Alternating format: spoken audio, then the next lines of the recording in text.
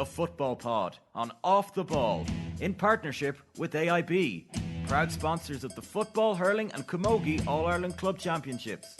Hashtag the toughest. Good morning, and you're very welcome along to the Football Pod. It's an AM recording here for Tommy, Paddy and James. It's All-Ireland Football Final Week, just off the back of All-Ireland Hurling Final Week. This is a pretty hectic time in the calendar. We've got our roadshow in Croke Park on Thursday night with Kieran Donaghy, Mark McHugh, and about 800 of you. We cannot wait to see you there. Lads, this is what it's all about. This is what you get up on a Monday morning for your Football Pod and your Monday Minute. That's it, baby. What a week. What a week in store. Two best teams in the final, without a doubt. Earned their spot. Came through, difficult spells, both of them. So I think it's just a week now to enjoy the new rules, because we're guaranteed a good game. Enjoy the new rules and celebrate the players and just strap in for what's going to be an unbelievable final. But I must say, can I apologise to the Football Pod listeners? Oh, because go on. For what? Today is Tuesday, right? And they were expecting a pod on Monday. Sorry, okay. They were. Yeah, they were. But Tommy was fangirling all the hurlers at as the usual. Hotel after the game. As usual. Are you from Tipp now, Tommy? Are you claiming any sort of... Are you signing with a club in Tipp or anything? No? I was doing my job. I was covering the we were trying to do our job, but you wouldn't let us. No, lads, I'm trying to get an interview with Charlie Maudsley here. And fucking trying to get a free night in the Cashel Palace and all. You've always been a hurler man, T. I wish. We'll take you back this week for the week that's in it.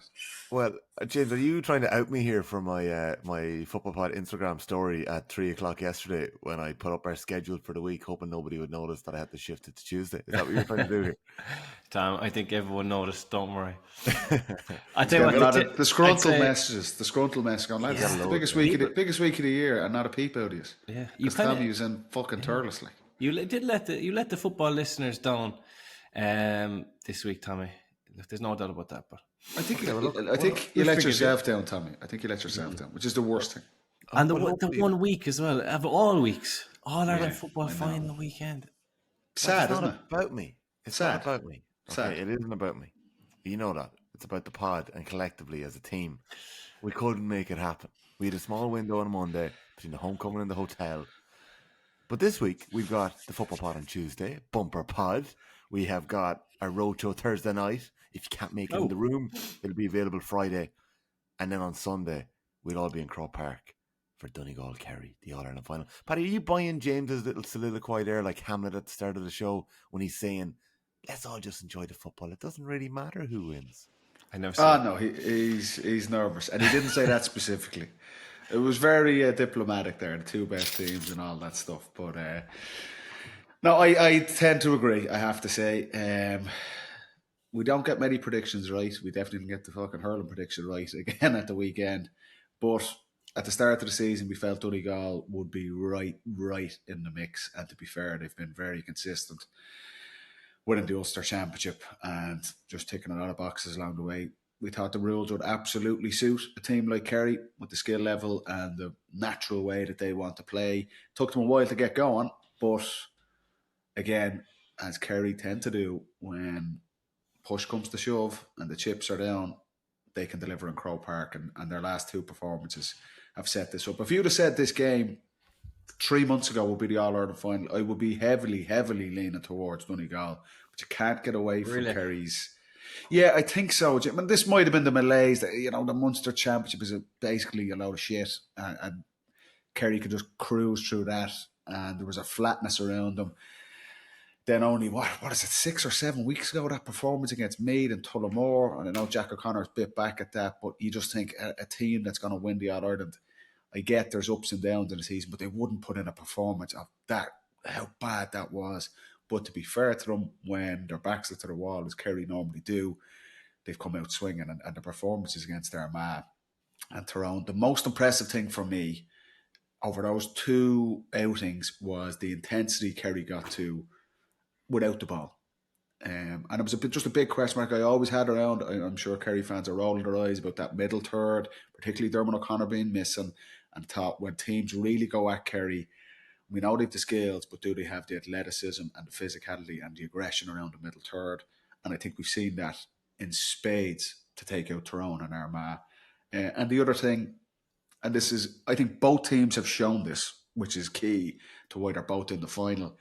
Kerry have shown that they have a bit more of a running game as well. Like, we know Kerry can kick the ball. We know their favourite style is kick pass, diagonal into the D to someone like Clifford or Gainey or whoever's in there. And it suits them down to the ground, and the rules allow them to do that. But you look at their performance against Tyrone, they created about 10 goal chances just from running, intensity. This a lot comes from Joe O'Connor, Gavin White, these type of players. When they take off, it gives a new dimension to the Kerry attack. And I think you need to have that variety. Because of all the teams, and you get to this level, particularly playing against Jim McGuinness or someone like that, if you've only one way to play, they're going to shut that down.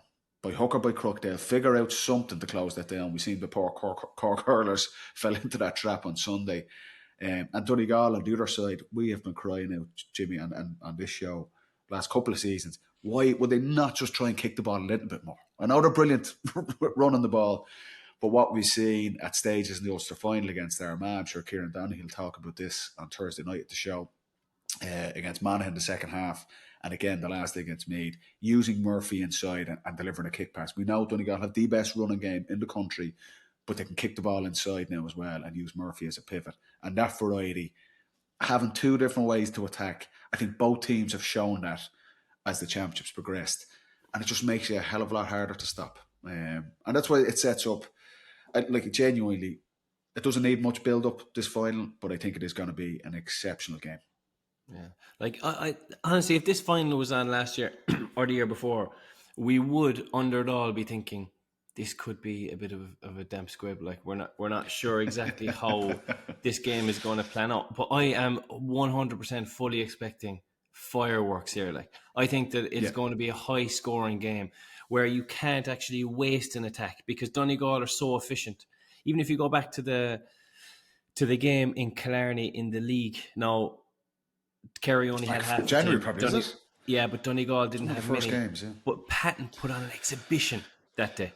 Like, I think that Kerry, like, the only thing you can really refer back to is a game against yourself. It's really hard to go and watch Donegal against Monaghan and take loads of things from it because Monaghan are so different to Kerry.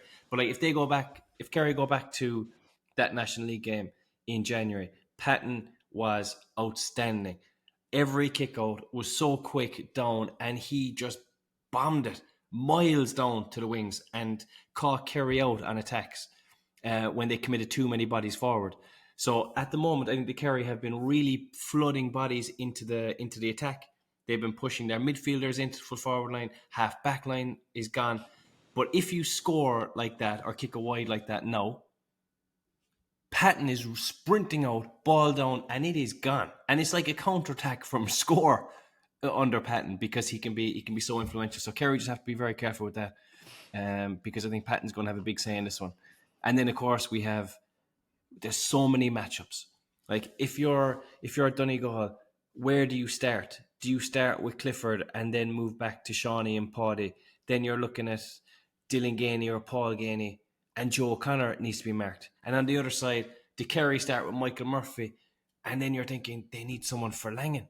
They need someone for Thompson. They need someone even for Kieran Moore, who's been pushed up into the forwards. They need to mark Langan in midfield. Like, if you let any one of these fellas time and space on the ball, or if you leave them off or don't commit fully to marking them, any one of them could be game changing. So that's why it's so interesting. No mistake can be made in the matchups either. Yeah, that's so interesting. We spoke with the matchups last week on our members pod, some of them, and we'll talk a bit more about them again today. Paddy mentioned Cork there, right, and the hurling at the weekend, and not to drag us back to hurling and another sport, but there's a couple of factors from that game that I wanted to touch on. Going into the game, there wasn't much talk of it, but there was 15 All-Ireland medals in the Tipperary panel. This weekend, there's 17 All-Ireland medals in the Kerry team and just the one in the Donegal team. So Paddy McBurty on the Donegal bench is the sole survivor from their 2012 win. Now, look at that. That might be a factor anyway when you come up to Michael Murphy getting on with it. Murph wasn't playing. Are you drunk, like? Tommy, you're Jesus Christ. Paddy After McBurn getting a bang in the head. Tommy, the hurling is guy. I don't even edit that out. Just let that out to the listeners and just show you're all over the shop. I had it minimized there. Yeah, sorry. Yeah, Murphy too. 15-2. Murphy. Michael go. Murphy was captain, I think. He plays in the forwards normally. I think He very got good the goal back that day. He got a great goal that day, if you remember. Yeah, he's good. Okay. Yeah, he's a good player. Actually, no. Where are you you going? look You're tired. trying to bring You this into look the fucking tired, hurling. Tommy. Like, go on. What do you want to say about the hurling? No. I'm wondering about the fact that so many of the Tipperary players, there was a number of I've them been that there had before. done it before. You know, they had done it. They got over the line. So much of the talk was around Cork ending their drought and Horgan finally getting his medal, and like there's that tradition in, say, a county like Tipperary that it's done. Like, they've won 3 All-Irelands in the 20 years that Cork have been waiting on it. You know, that team have got over the line, a lot of them, and Kerry have this recent one in 22.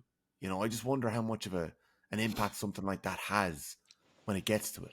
I don't know whether that feeds into maybe 11 final or maybe even the 14 final, James, when, you know, you were under pressure, a lot of your team to win one. I don't know. Did the lads like Donaghy and that add to it? Did they bring more to it in 14 going into it? They did. Like that They Donegal did. team They can were only won in definitely. 12. Yeah, they were definitely a settling influence. The older lads that time, 100%. But they were on a different level. They were like superstars of the game. You just strapped in and followed what they did. You know, it did take a lot of the questions out. I was nearly going to say it won't matter, but now that you do kind of bring it back to that time, it definitely was a settler for us, that the lads had been there and just everything was just like nice and calm, done. This is what we do in this situation. It's not anything new. That said, Donegal have been tipping around big matches, you know, Yeah. for a couple of years. They've won Ulsters. They were in semi-final last year. They have an unbelievable leader in McGuinness and a couple of unbelievable leaders on the field in Murphy and McHugh. I said McBrearty. They might have to take on a big role now and do a lot of the talking and kind of, I said, the settling. But like, I can't see Donegal come out being shell-shocked or struck by the occasion. Like, no that's definitely chance. not going to happen.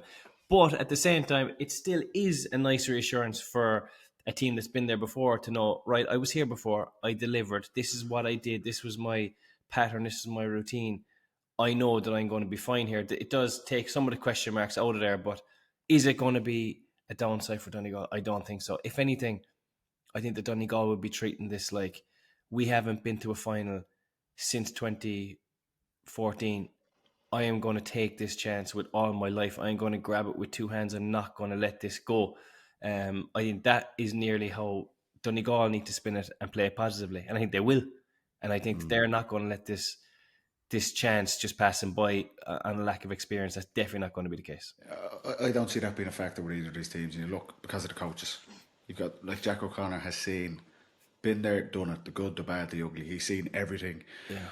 Cian O'Neill's in beside him. These guys are used to it. The Kerry players are obviously used to it. And on the Donegal side, you've got one of the most inspirational players and leaders who was the captain the last time they won it. The influence he has on the group. You listen to any of their younger players talking about Murphy, they will know what to expect. And they've got McGuinness, you know, Neil McGee, Colin McFadden.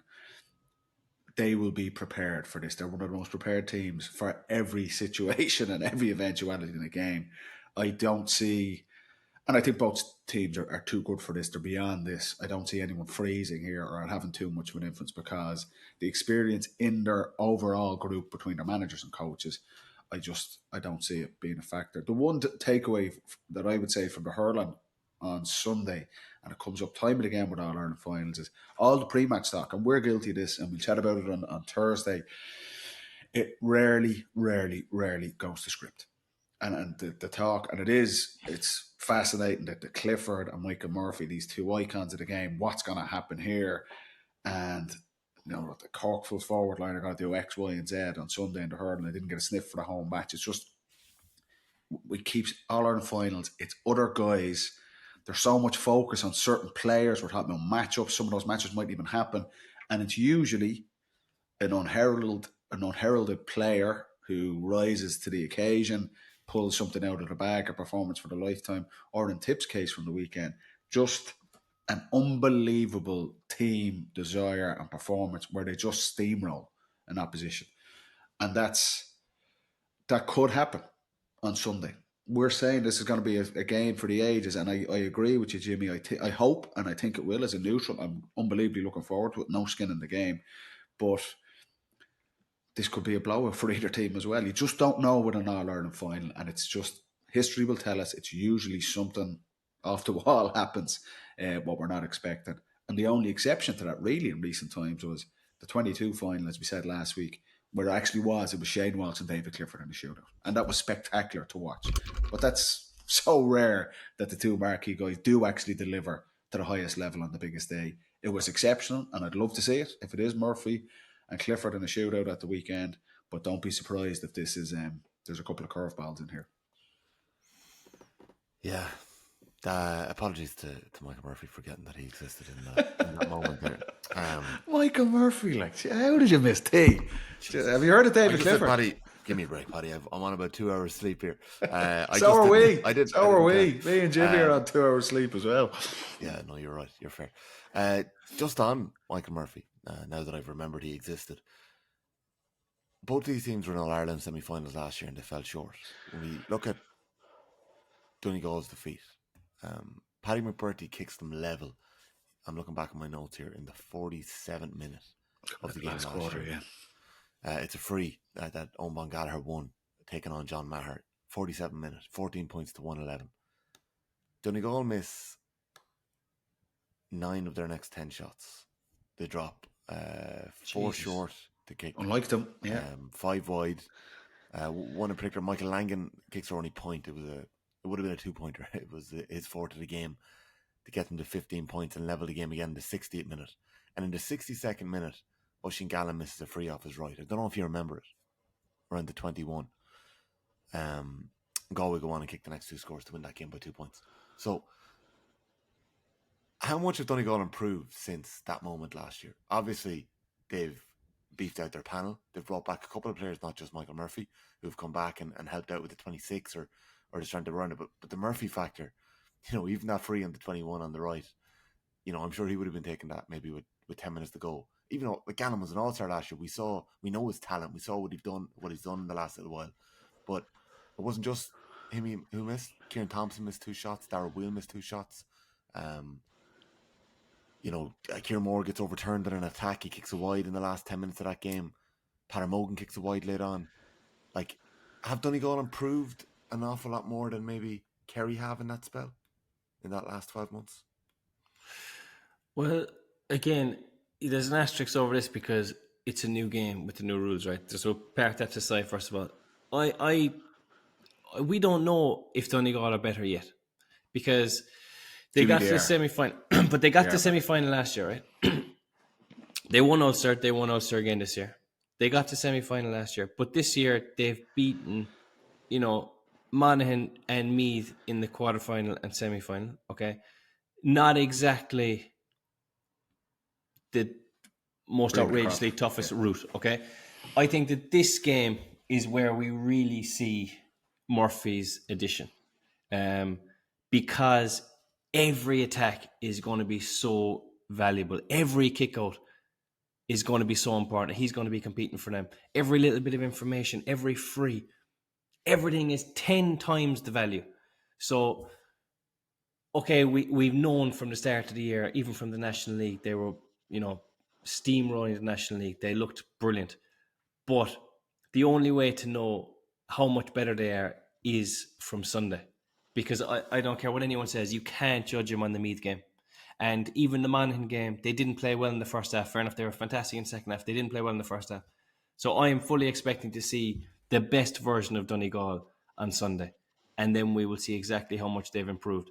I'm hoping that it is not as much as it could potentially be, because if Murphy plays to his unbelievably high standards, and so does everyone else, Kerry are going to be in for a really, really tough day. They're going to have to go to the well. Both teams are going to have to, but I mean, we'll really see how much Donegal have improved on Sunday. You can't judge him against Meath, and you can't judge him against Monaghan at this stage. Finbar Rorty is another addition into the team this year. He was obviously too young by a day to play last year, even though McGuinness felt that he was ready. And he's, himself and probably Kieran Moore are the front runners for Young Footballer of the Year. He's been unbelievable this year.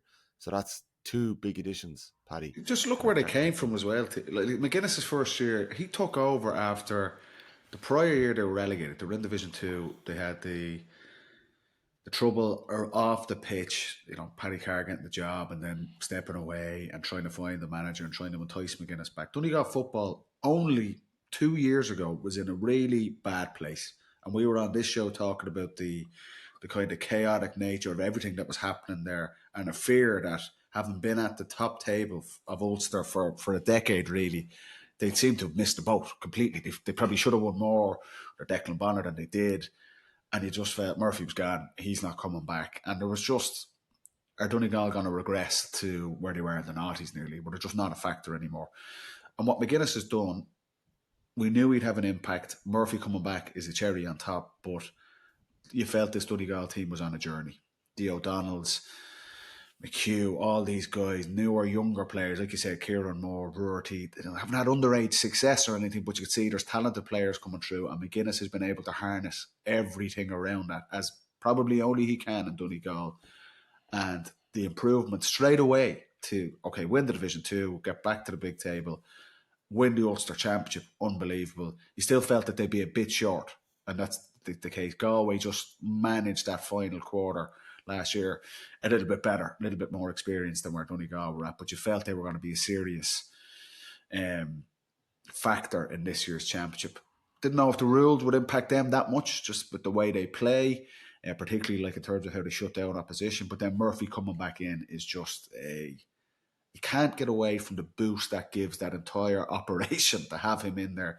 And he has performed way better than I thought he might. I didn't know how this was going to go for him. And I know tongue-in-cheek he brought the rules in, so he knew what he was at. But he's been outstanding. Unbelievable. Just as if his status as a legend of the game couldn't get any bigger, and his reputation in Donegal and what he means to those supporters and to his own teammates, he's come in and just gone above that again, which is incredible. So there is no question Donegal are a better team in 2025 than they were in 2024. And though that highlights that final quarter against Galway last year in that semi-final, you look at what Donegal are really, really good at now, and look at the first quarter against Meath the last day. And I take your point, Jimmy. Meath are not one of the top teams in the country, so there's a pinch of salt in this. But how efficient and how clinical Donegal are in terms of their use of the ball, working the ball to the best players. They are so all in on this and their tactics. And with McGuinness, he could tell them to do fucking anything, and those guys would do it to the letter of the law. So they just seem like it's just a slicker operation by just having the second year into a cycle. Murphy coming back just brings, I always use this example we had with Cluxton in Dublin, just a calmness to everyone else. And you said it, Jimmy, but your team and 14 when he's win, having the likes of Donaghy or Mark or those guys there. He's been there. He's done it all. We're going to be grand here. So Donegal they're in that space. They're definitely a better team than they were last year. But I think Kerry are in a better place than they were last year as well. So that's what sets this up. There is that. I take that on board, Jimmy. Donegal, outside of maybe the Ulster final against Armagh, where you would say we're one of the true top teams, they've had a little bit, that they were found wanting the opening day against Tyrone in the group stages. They were just caught a little bit on the hop. But then you're saying their last couple of games against Louth and Ballybuffet, against Monaghan and Croker outside of the first half, and then the Meath game. They're not the top teams in the country, but I'm still backing Donegal to have an unbelievable performance on Sunday against Kerry. Is it going to be enough? I don't know, but they've put themselves in a serious position, and they're 100% they're a better team and better equipped to try and meet this Kerry challenge and win the All-Ireland than they were 12 months ago. I don't know, did you see my exceptional Monday Minute this week? But I did. I haven't seen it yet, but I'm straight after this, I'm going to be in touch. The story of Murphy coming back will be it's just going to be so important for Donegal GA if they do win it. Like, think about, he came back, right? Obviously, they were short last year. 2 years away at 36 years of age. I got this wrong last year. I think he's 36, isn't he? Or is he 36 in August? Like, for 2 years away at 36, your body starts to go the other way. I mean, your body doesn't want to do what it was doing when he was 28. I hear you, Jimmy. I hear you on that. For him to come back and take the team on his shoulders after 2 years away, when they were just missing something, if he comes back for 1 year, does that leadership role, the talisman role, and wins an All-Ireland, and then off again into sunset, it will be an unbelievable story. Like, I'm struggling to think of anything else that has happened similar in the GA where someone has gone away for that long and just come back for one and done. There's no way he's going to be here next year. I don't think. I could be wrong, but I'm thinking this is going to be a one and done situation where he's like just rubber stamped his absolute legendary status. It needs to be rubber stamped. That'd be boss, wouldn't it? Like, it would be incredible. Here, win this. See you later, lads. Text me the result next year. Yeah, I mean, but it just proves that him watching Donegal, he must have found it tough over the last couple of years. That he's like, I still have something to give these fellas, and it just needed McGuinness to say the right thing or come with the right proposal to get him back, and it's 100% been the right call so far. You'd be happy enough there, Jimmy, by the sound of things, if Donegal pipped this on Sunday. You'd be very magnanimous. Like, you'd be like, fair play, Murph. All the best. I think it's a home run for Donegal here, realistically. Yeah, we'll see that. We'll see on Sunday at 3:30. We'll be saying the same thing. I genuinely, I'm not even taking the mick here. I can't call this game. I have flip-flopped. Now, obviously, I'm still leaning towards Kerry because I'm the most biased person in the country. But in terms of analysing it, it's really hard to call. Like, it's so on a knife edge. What's Jack O'Connor going to do on kickouts? On whose? Donegal. On his own. You spoke about Patton's influence, obviously, in the league game, but Patton's influence all season. And we're seeing it's just highlighted again. I think Donegal's movement on their own kick-out is exceptional. It's not just Patton going, bombing at 70 yards. That's a lovely weapon to have in the background. But do Kerry go... I think Kerry will look at the Monaghan game, Jimmy, because Monaghan were 7 points up at half-time, and really, Patton was carrying a bit of a knock in that quarter-final. You could see he wasn't himself. Yeah. But they were uber aggressive on his kickouts. They went 4-4-4, push right up, and Patton will gamble. We know that. I don't see. And they got massive joy. But if they do that, look at what Patton did to Meath in the semi-final. He's kicking about 70 yards over, and Donegal are not goal. So that's the conundrum he asks, that do Kerry allow him to maybe get those short ones off to Kieran Moore and Paddy Morgan and Owen Bon Gallagher and Roy McHugh, and then strap yourselves in, because Donegal are going to keep the ball for the next 4 minutes. You better be switched on. Yeah. Or do Kerry say, get frustration can set in, Jimmy? And you played in that 14 final. You'll talk about how this can frustrate you moving away from your game plan. The Kerry push up and then run the risk of those long tap-ons, the great Donegal move. So I think Kerry have an exceptional keeper on their own side. Underrated. He is a brilliant goalkeeper, Shane Ryan.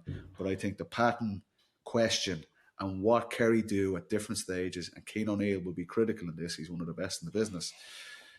That is a key, outside of just matchups, that's a major factor in where this game goes on Sunday. Yeah, like, I remember we used to do analysis on the top teams under the old rules, and if you let a team chip the ball out to the cornerback, there's a 90% chance they get a shot off at the other end, right? Now, change the rules. I don't know what the stats are, but I'm thinking they're tipping 95%. Like, if you let them chip the ball out, they are going to get a shot off. You also add in the fact that Donegal are unbelievably adept at that. Like, that is what they work on every single night, working the ball through the hands and getting a shot off from a clever position at the other side of the field. So if you let them chip it, they're going to get a shot. On the other side, if you push up and Patton goes over you, and they win it. I mean, Donegal have beaten the Dublin in semi-finals and beaten Kerry in quarterfinals, doing that, like the long kick out and catching. That wasn't even Patton. That was Papa Durkin, who didn't have the range. That Patton has another 25, 30 yards on this. That's true. But it is in their DNA to catch teams out with kickouts. So if you leave Patton bomb that over you and you're not set up, and you've pushed up, you're in trouble. But I think what Kerry will do, they'll drop Mark Shea back as far as they can to compete 45, as deep as possible. He'll have to compete in the air back there because that's not the place you want to lose it. I do think, and I'm even Who saying goes they'll get a with shot Big off Murph on the 90%. I kickouts? think they'll give it to him, sure. Who do you think will go with Big Murph on the That's- kickouts? I Foley won't go all the way out with him. But this is the He danger. will. If you, He'll he's have too to. he's too smart. If you say I'll pass him on to someone else, that's he's too crafty for that. I think he's too you big think a Foley will job. go all the way out? I think he's too big a job to pass on. Like you're right, those fellas are too cute. You know, if you want to pass him on, he'll hang over on the wing, on the sideline, and he'll get lost in the play. And next thing he'll turn up in the 2-point arc and throw it over. Yeah. Like these fellas, the best players are the smartest players. So I don't think you can really be passing Murphy on. I would be putting someone on him, like in 14 with Aid Mahoney, where we said, that's your job. And he embraced it. He banging his chest waiting for this gig for years. Do you know what I mean? He wanted that job. You need someone of that ilk to do it. Jim McGuinness is sitting there going, lovely. There's Kerry's man marker coming all the way out of the full back line. Ushy and Callan, you stay right in there and we're going to launch ball into you. This is the danger of man marking anyone. And when you know you're being man marked is, again, you said it, Jimmy, the smartest players, the smartest coaches will use that against you and just completely fuck up your shape. So it's another aspect of it. I see reports, there was talk that Jack Barry was back a few weeks ago. There's reports Dermot O'Connor is back in training. I don't know if that ship has probably sailed in terms of, coming back and going into an All-Ireland final. I thought they ran the risk against Cavan that day. But they could do with someone like that, another man around the middle third.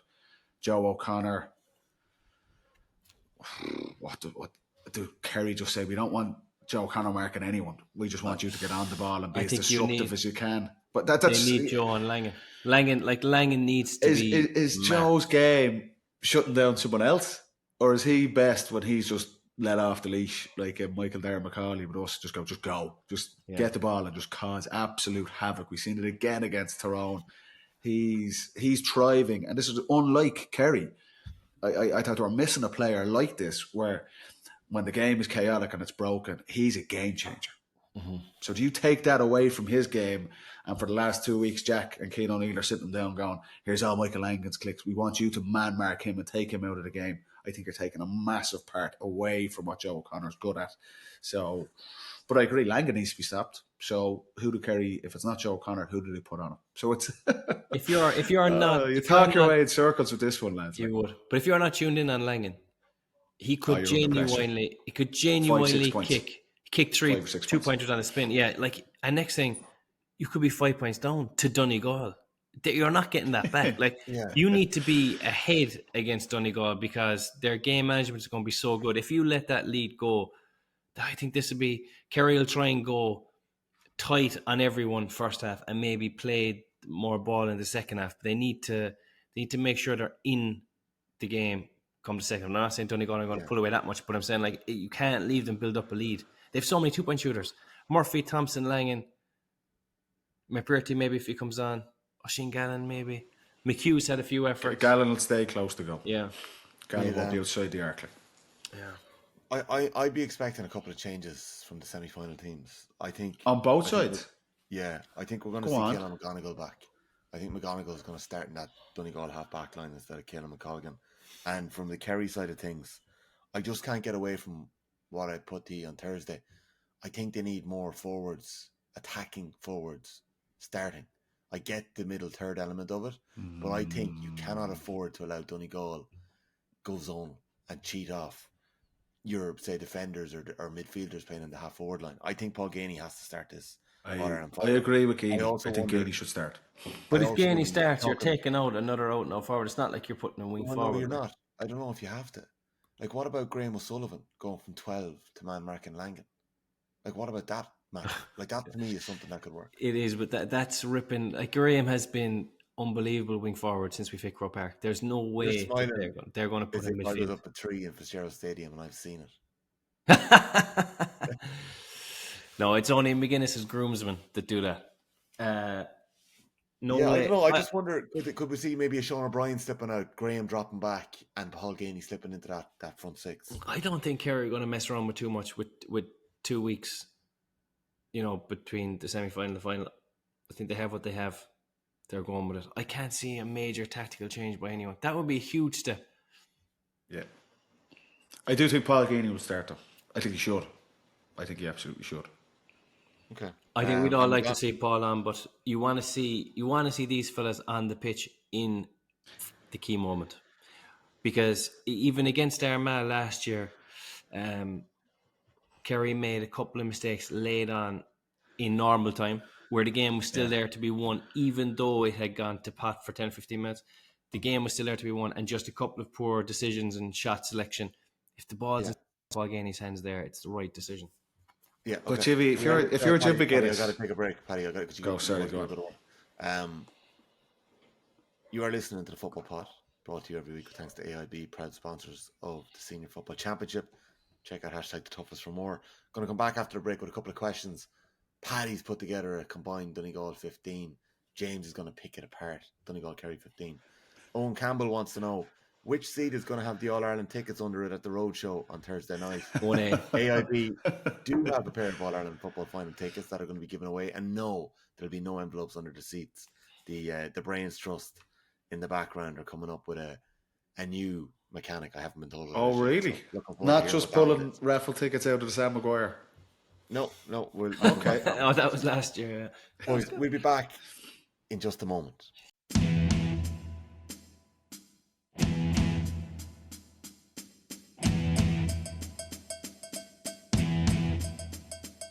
You're very welcome back to the Football Pod with Paddy Andrews and James O'Donoghue. Dad, we have a question in here.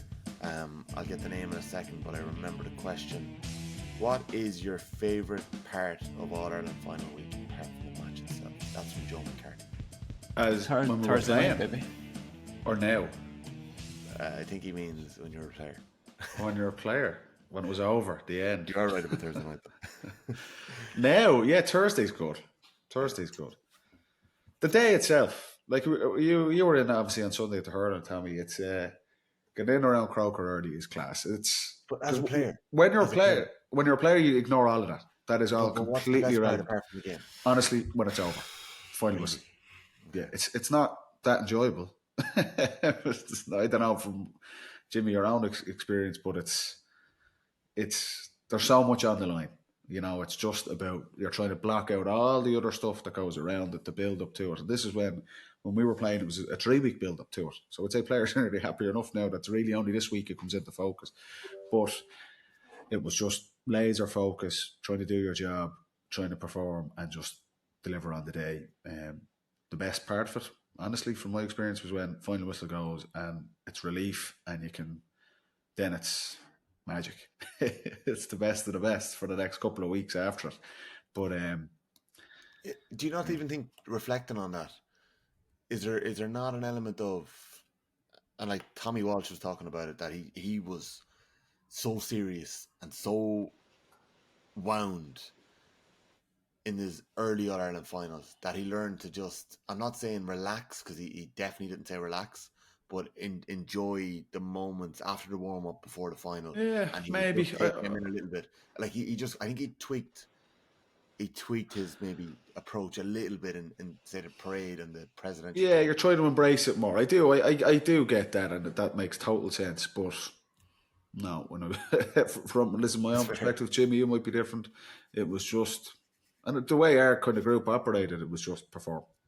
That don't get caught out with other things that aren't going to help you perform on the pitch. And that sounds horrendously boring. Maybe it is, but it worked for us.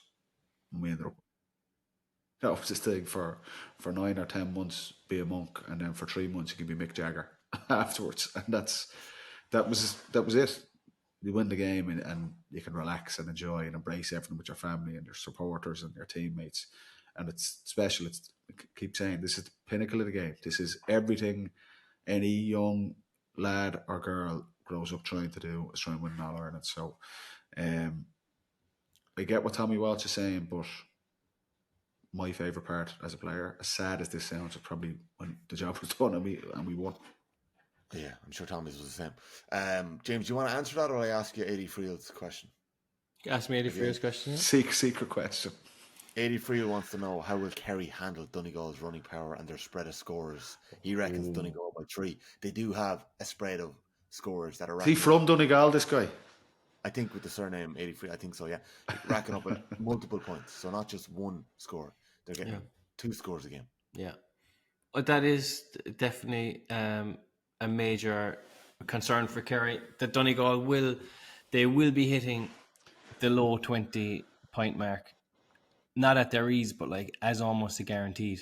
For me, how Kerry will counteract that, I think they need to have possession of the ball. If you're watching Donegal on these slow attacks, manufacturing scores constantly, it is unbelievably draining. It's tiring mentally, physically. Not having the ball and watching them tip over handy score is demoralising. So the Kerry will look to take the pinch out of Donegal that way and have the ball, not give it back to them stupidly. And then we already touched on it. The kickouts are going to be key. You know, if they're leaving Donegal chip it, which I think maybe they will, you know, they're going to have to work incredibly hard. But the key for Kerry is to hit a higher scoring target. Donegal guaranteed 22 points, in my opinion. So Kerry are going to have to come out and score heavily. So I think that's going to be Kerry's focus. I think they do have it in the locker. I think Kerry have a high scoring potential. So maybe if they focus on that, it might be the way to go. The ball travels faster than the man. Is the kicking game the key to beating Donegal? Is it that simple? Paddy, it's probably not that simple, is it? Well, look, no doubt we're going to see it at times from Kerry. It's higher risk because the days you turn the ball over, Donegal absolutely thrive on turnovers. Look at their goal against me, the Finbar Roti turnover. You give the ball away in a transition, and it's more likely to happen when you kick past the ball. It's a higher risk, but I agree. If that goes well for Kerry and they get the Shane Ryan kick out to either pocket, kick pass down the line to the link zone, to whether it's Paddy or it's Shawnee Shea or whoever's there, and the kick pass inside, that kick is seared in every Kerry footballer's mindset from the time they pick up a ball. If they get that right, they'll have too much for Donegal. But I think Donegal will be prepared for that and try and force. Both teams are just trying to take each other away from their A game. And I know the rules have created more space and allows probably that game to be a bit more fruitful than it may have been under old rules, where it was just 12 or 13 guys back. But I do think Donegal are going to be very clever about where they structure their defenders to try and stop that kicking game. But if this comes down to a kicking game and Kerry are like this with any team, Kerry win. And they beat any team playing that way. But I don't think Donegal are going to allow them to play as simple as that. I think that Donegal have more marking options as well than Tyrone had. I think that the Tyrone were light defensively. They were light, and then even from listening to Malachy after the game, he was like, "Look, we concentrated on maybe Shawnee and Paddy out the field and hoped that would cut off the supply to Clifford inside." I think that Donegal will go the opposite. I think they'll go first on Clifford, and I still think that they will have the individual bodies to mark. Do a good job outside. I think they'll have confidence in that. They'll load up the full back line, stop that ball being kicked in to a Paul Gainey or a Dylan Gainey and a Clifford, and then go individual on Shawnee and Paddy. So I think that it's a great chance for Shawnee Shea and Paddy Clifford to play very well at the weekend. I think that Ryan McHugh is going to get one of those jobs, if I'm being honest. Yeah. Ryan McHugh man-marked Rory Grugan in the Ulster final and stuck to him throughout. Yeah. Had a big impact in that game. So was he a good fit for Paddy physically? I think he's put on an awful lot of size, lads. I think he's in the shape of his life, Ryan McHugh. Mark will tell us on Thursday night anyway, the show. I'm sure. True. Yeah, he'll definitely Ryan go. Kieran Moore. Yeah, exactly. Yeah, we'll have a few drinks. Paddy, I'll give you a heads up on this one beforehand. Diarmuid wants to see a combined Donegal-Kerry 15. Last year we did this for the Armagh Galway All-Ireland final, and we ended up with an 8-7 split for Armagh. So I Okay, so we're semi-right. So Jimmy didn't bother his arse doing this, so I'm picking the team. James has been working away in it quietly. You have Has yours. he? Do you want to present your combined 15? I think it's a little controversial. You've gone 9-6 and one county. Have I? Yeah, I did this morning. Sorry. Where did they send it to you individually? Oh, sorry. It's on WhatsApp, yeah. Okay, I'll race through it and then I'll give the James. full team, and then Jimmy can absolutely eviscerate it. I wonder will Jimmy counter as you go through the lines. So let's start with the goalkeeper. Okay, so in goal, Patton. Like I say, Shane Ryan's exception as well, but Patton. Okay. Is for me, full back line, Jason Foley, Brendan McCall, and Paddy Morgan. Foley, McCall, Morgan. Patton, Foley, McCall, Morgan. Okay, James? I would have Tom O'Sullivan in there comfortably. Okay. No, he's ahead of who? carrying an injury. That's the thing. The injuries make an impact here. He's the half back line available here as well. Maybe. To be honest, I'd have him in first choice if I'm being honest, as a full back line player. Tom is an incredible player, completely underrated. Oh, so who are you taking out then? It's like the All-Star. I take out Morgan, and I really like Morgan, but I just for size match up similar physique as Tom Sullivan is. The same fucking size. Better Morgan. Okay, that's what I mean. Yeah, they're the same, very similar. Okay. Well, listen to my half back line here. I'd be sticking with that original one, Paddy. Ryan McHugh, Owen Bon Gallagher, and this was one. The other number 7, I put Gavin White in, which could be Thomas Sullivan is fully fit, or Brina Buglock is obviously absolute shambles with that pronunciation, and possibly in there as well. But I think Gavin White's been really good this year. You see, I'm going for pace here, lads. The game is about pace. It is. I think Gav White's a cert. Yeah. Okay. So Owen Bon Gallagher, you're looking and I think Ryan McHugh is a cert, one of the best players in the country without doubt. And I would be going with Brian Begley then as your 5, maybe James. Gav White 6.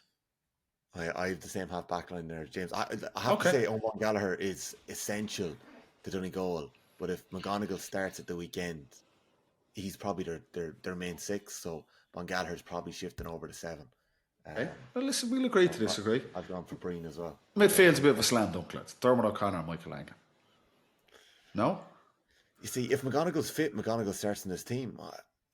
I'm with Paddy. I think that's slam dunk, Paddy. Yeah, I'd be putting Joe O'Connor and Michael Langan in there. Hey, well, listen, you haven't heard. This is what I'm telling you. Listen to the whole fucking team. Half forward. Hang on, Tommy's history on this. Last year he left out like everyone's best players. He took our teams and then just completely changed it and just put it up on the screen. I was like, this is what we've decided. I was like, no, fucking happened. Yeah. That team you put up, we would have 10 different changes from you, Tommy.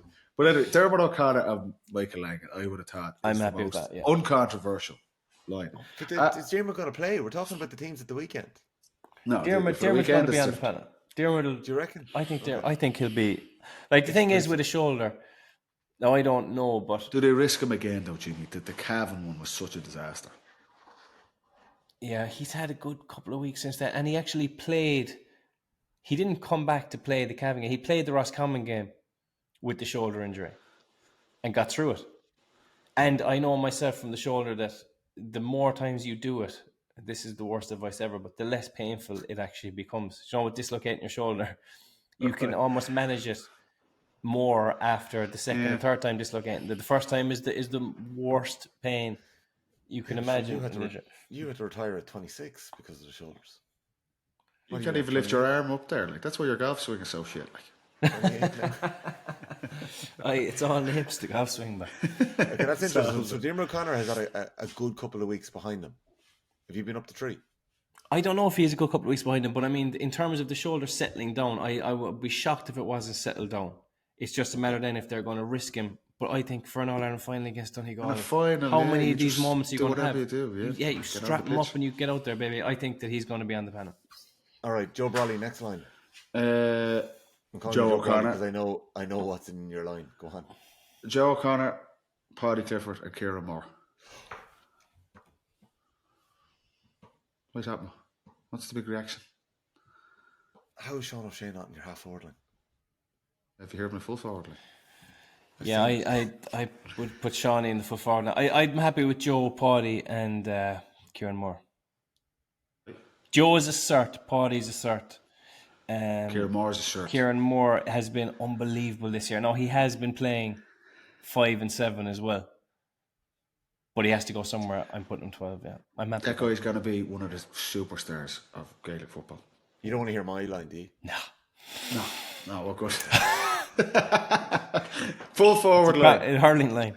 I had Shane O'Donnell in there. Shane O'Donnell's been man in the match. Yes, he has, to be fair. Shane O'Donnell. Very unlucky. Over who? Shane O'Donnell, Paddy, Sean O'Shea. Okay, so who's out of midfield then? I didn't start the interview because we haven't seen him since the league. Full forward line. Cliff. I know you haven't heard of this fella, Tommy, but I'm going to put Michael Murphy full forward. And because we're playing inside, I've picked, now this could be controversial, I've put Oisin Gallen ahead of Sean O'Shea. Because this is playing inside the full forward line. Oisin Gallen I'm is Shawnee against, I'm putting Shawnee straight up against Paddy at 11. That's why Paddy's playing. And I've Kieran Thompson and Shawnee Shea as an asterisk beside. They're the first men in up front. And Brian Begley is coming in first man. Shawnee is 1,000,000% one of the best forwards between the two teams. Like, there is no doubt about it. I'm going Clifford, Shawnee, and Murphy. That's a. And Oisin Gallen is an unbelievable player. No, he's probably not, but he'd come out. Okay. He'd do a bit outside. Okay. That's very interesting. Okay, so Paddy Andrews has gone for a 9-6 split for Donegal to Kerry players. I ended up with an 8-7 split, not that any care for Donegal. To Donegal? Yeah. And James Donoghue has ended up with a 10-5 Kerry Donegal. No, 9-6. 14-1. You put Murphy in grudgingly. 9-6. I have Foley, I have Tom Sullivan, I have Gavin White and Brian Begg, that's 4. I have Dermot O'Connor 5. I have Joe and Paddy 7. I have Clifford and Shawnee 9. Oh. So what are we all in agreement on? What did the three of us definitely... We all agreed on Patton, did we? The only thing we know for sure is that Tommy Rooney hates Kerry. That is the only thing that I know deep in my soul. I absolutely don't. You do? I don't hate Kerry. He's a tip man now, Jimmy. He's a tip man now. Okay. Fellas, good work. We are back. I don't know if it was a good work, really, but we are back on Thursday night where we will have a great show, a great night. Really looking forward to it. This is an absolutely cracker, lads, by the way. In the midst of this, there's so many great stories. Donaghy's book. James, a couple of clinkers on yourself in the book. What do you think of that, Kieran Donaghy? Plenty of stories. We could do a roadshow on every year of Donaghy's career. So, yeah, it'd be great. It'd be great value. Maybe Jack O'Connor, bit of Armagh, bit of the Donegal rivalry back in 14, and with Martin Q as well. We've got the McGuinness factor. We've got 12. We've got Ryan McHugh and insights really into that Donegal side and plenty more besides. He's also been coaching this year with Westmeath and Roscommon in recent seasons too. So there's loads to get stuck into.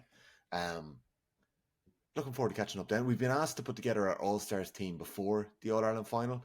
We're not going to do that. We're going to bring the Football Pod stars. How do you mean we've been asked? Next Wednesday. Who's asked for that? I don't believe you. I'll go through the commentary. That means a guest question or a listener question. The final is key in the All-Stars, lads. Yeah, that is worth. You can win one or lose one, depending how Sundays goes. Next Wednesday, we're doing our show live after the final whistle. We're going to have a show from Croke Park on Monday or Sunday evening, late Sunday. So you'll have that before you watch the Sunday game back that evening. And Wednesday, we have a special venue. We have a special venue, yeah. Oh. Can't find who asked that about the All-Stars, but we will have our Footpad Stars next Wednesday from a special venue. Did we get a prize for those? We need to send lads something to let them know that they have been awarded. Shells jerseys, prize. 15 Shells jerseys. Chadwick's, help us out. They were beauties. Okay, we'll see you Thursday night in Croke Park in the Hogan Stand Suite. And if you can't watch it there, you can watch it back on Friday on Off the Ball's YouTube or listen to the podcast. It's all with thanks to AIB. Paddy Andrews, James O'Donoghue, All-Ireland Football Final Week. I hope you enjoy it more than you did as a player, the build-up this week. Yes, definitely. There's more pints this week. Yeah, it's good. Pints Thursday. See you then. Great stuff, boys.